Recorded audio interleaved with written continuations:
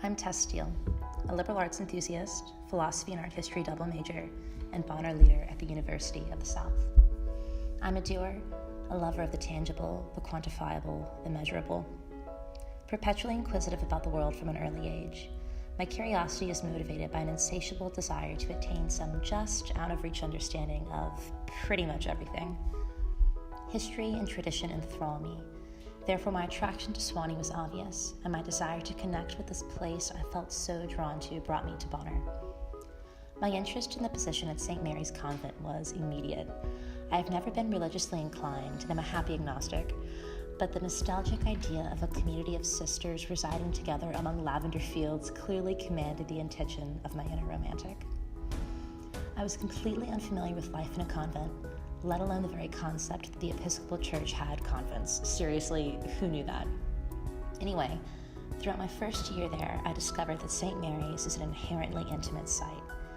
Being a nun is not a job, but a life vow, and my workplace is their home.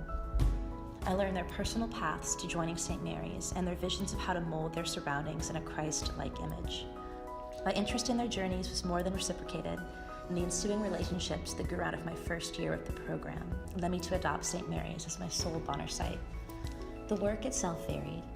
I made jams, candles, fundraised, organized their library while becoming a master of the Dewey Decimal System, and researched and wrote articles for the convent. It was my time with the sisters and not the jobs themselves that was the most consistent, and after 2 years I felt integrated to the fabric of their community. Advent semester junior year, I studied in Paris. This gave me time to evaluate my college career in an unprecedented position of independence and freedom. Returning, I found myself hesitant to resume my Bonner work. In my absence, I had forgotten what my work had felt like. I only focused on the literal work I produced for the convent, and my odd jobs there didn't feel very important. I wanted concrete and quantifiable outcomes, and instead felt that my contributions were largely just me being there, and that was not enough. Upon my first day back at St. Mary's, I was overwhelmed by the sisters' excitement about my return. I realized that the work I did was not valued nearly as highly as my mere presence was. Abroad, I had fallen out of touch with Bonner, and returning to St. Mary's restored the sense of belonging and purpose. My work is not about producing, fixing, or creating. It is about sustaining relationships and being present. This tension between how I expected my work to be and what it actually was shifted my expectations from products to people. Community and belonging are essential to this site, and these take time and patience to develop. 4 years of being privy to St. Mary's revealed the centrality of compassion, sympathy, and humility to bind community.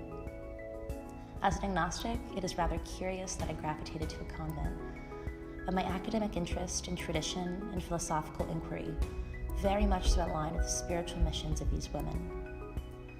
The continuous effort to be present while embracing uncertainty is refreshing in an age of immediate gratification and absolute knowledge.